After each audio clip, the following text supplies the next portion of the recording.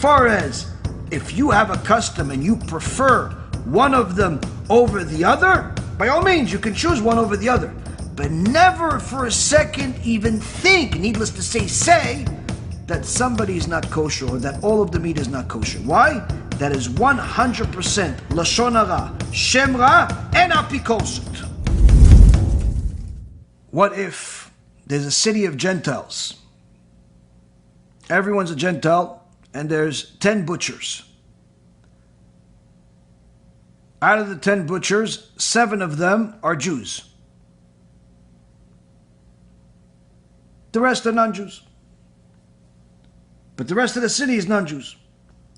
You happen to visit the city, and all of a sudden you're seeing an eagle that stole a piece of meat from one of these butchers. You don't know which one it is, has no marking.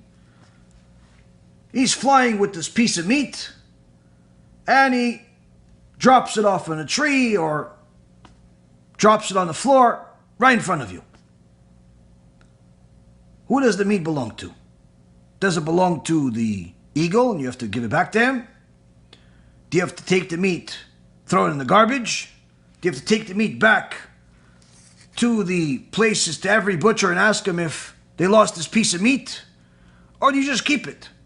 Now, if you keep it, do you sell it? Do you feed it to your dog? Or is it kosher for you to eat it? Out of all of you that have answered, and Baruch Hashem, more and more each week are answering the questions that we ask, only 3 answered this question correctly. The point of the question was not necessarily to see how many answer it correctly, but rather to teach you the point of what we're going to teach today. The Gemara in Masechet Bava Metzi'a is the original source of this sugya.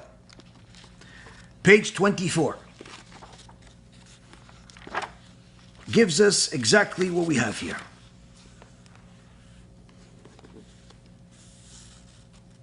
It talks about what happens if somebody loses something, somebody finds something, who does it belong to, and so on. And the Gemara, it's fantastic Gemara that tells us how much a person that does not know Torah, as far as how halacha works, can mistake, not only make mistakes in their own life, but could literally accuse kosher Jews of being wicked. And here it goes. The Gemara on page 24b says, there was some say vulture, some say eagle, that took a piece of meat in the market and then threw it between the palm trees of Bar Marion. Bar Marion came before Abaye to inquire as to his responsibilities. I got this meat that the eagle dropped. Obviously he stole it from somewhere. What do I do with it? Abaye says, go, it's for you, keep it. What does it mean, keep it? Amar Rabbi Elazar, Rabbi Shimon ben Elazar says, he's permitted to keep and eat the meat because it's considered kosher.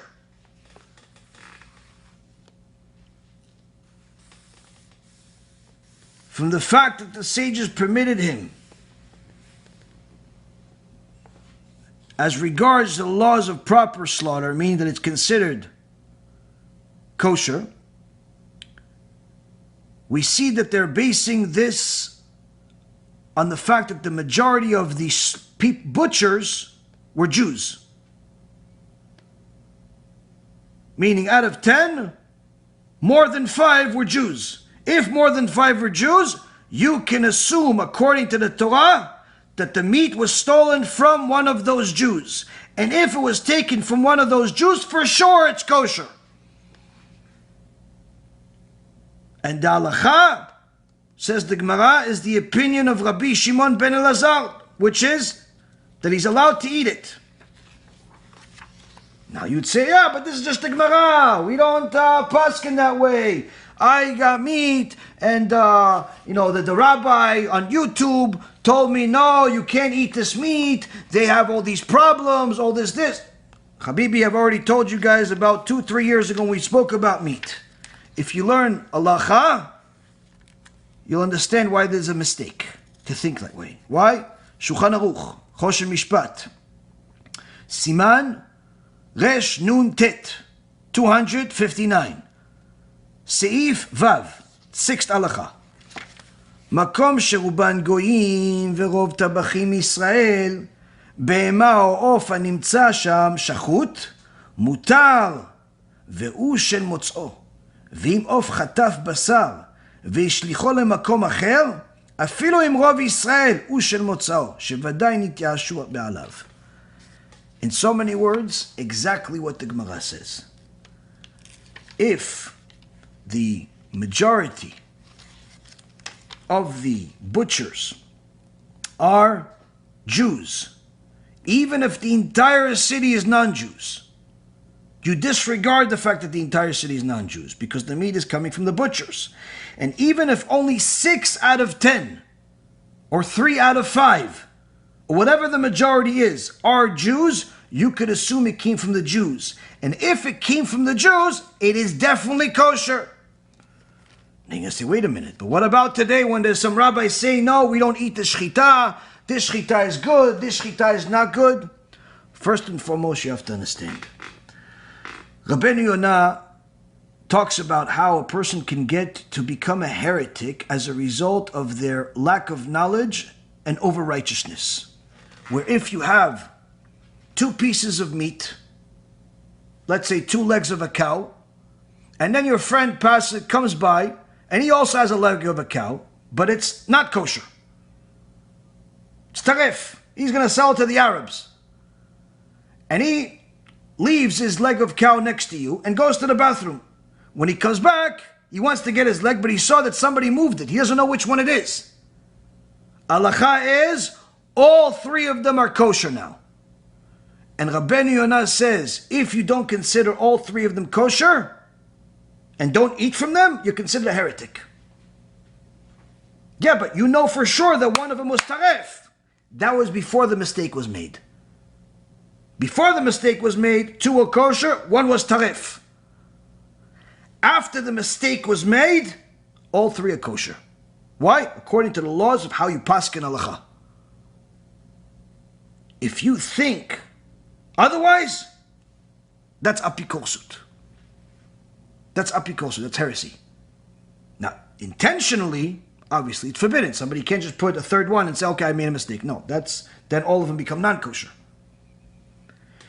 So what about all of these different things that you hear about where they say, listen, the shchita over here is not good, the slaughter in the kosher meat is not good here because it's not this and it's not that? That simply means that whoever is saying it is not a posek and does not know the laws of how to paskin halacha. Why? Because according to how you paskin halacha, if it comes from a kosher place, unless the place obviously is intentionally corrupt, that's feeding people pig, that's feeding people donkeys, that's feeding people intentionally non-kosher, then even if they make mistakes on the line because there's so many chickens or there's so many cows or so many things else, even if they make mistakes, the majority is kosher, and therefore the meat is kosher. The chicken is kosher. Meaning, there are so many different nuances when it comes to the halacha that for sure you could still consider everything kosher. That's coming from them, you consider it kosher. So what about the fact that some people say, don't eat from this place, but you can eat from that place? Different kashruyot? Rabotai, those are all customs. Customs of how stringent some people choose to be over others. Some people choose to be stringent according to the stringencies of that shchita. Some people consider that shchita not stringent enough for them, so they go to a different shchita. And some people say, no, I prefer this one, but it's all customs. As far as kashrut, whether it's rabbanut, or it's badatz, or it's a machpud, or it's OU, it's all kosher. It's all kosher. It was done by Jews. It's a kosher place. It's all kosher.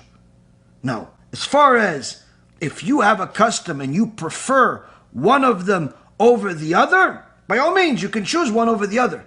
But never for a second even think, needless to say that somebody is not kosher or that all of the meat is not kosher. Why? That is 100% lashon hara, shem ra, and apikosut.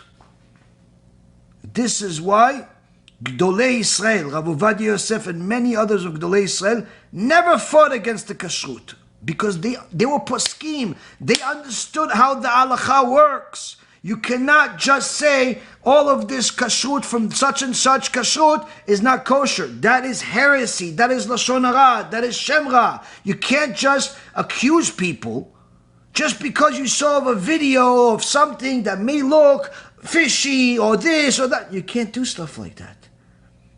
It comes from a kosher organization. It's kosher. So much so that we see how, according to the halacha, we trust those 7 Jews that are butchers in a city of Gentiles and the eagle that stole the meat from them enough to eat that meat 100% without even thinking twice about it, as 100% kosher in the Gemara, in halacha Shulchan Aruch. So the Torah says you can trust that it came from one of those Jews, even though there's 3 Gentiles, that for sure that the meat could have come from them. According to statistics, there's at least 30% chance it could have come from them. That halacha allows you to calculate the 70% as if it's 100%. The 60% as if it's 100%. It's the majority. And what about the eagle that stole it? Irrelevant. And what about returning it to one of the owners? Once an animal has taken the meat from somebody, for sure, even if it was one of the Jewish owners, if it was one of the non-Jews, you don't have to return it to him. You can if you want, but you don't have to. But if a Jew lost it, and you know this Jew lost something, you return it to them. But once something was stolen by an animal, whether it's a bear or an eagle or a dog or whatever it is, and ran away, flew away, for sure whoever owned that piece of meat gave up on it. And therefore, the moment he gave up on it, it became public property. Even if 2 seconds later, he sees it. He already gave up on it. It's yours. It's yours. You could eat it, enjoy it, maybe make Shabbat with it if you want, if it's big enough for the whole family. But this shows us, Rabotai Karim, that when a person does not know halacha and how halacha actually works, they can say foolish things. And many times, those foolish things could be corrected if we simply humble ourselves and we realize, okay, I made a mistake. I was a fool. I thought that you can't eat meat. I thought that I could listen to such and such rabbi that says that nothing is kosher in the world, that you can't trust anything. I made a mistake. Let me go back to Da'at Torah. Why? Because when you go back to Da'at Torah, you go back to having bracha. But when you don't have Da'at Torah, Rabotai, all you have is klala, all you have is curses, problems. And I can tell you that there's many people that live life full of problems that they've brought onto themselves because they abandoned Da'at Torah. Once we follow what Torah says, blessings are ahead. Be'ezrat Hashem.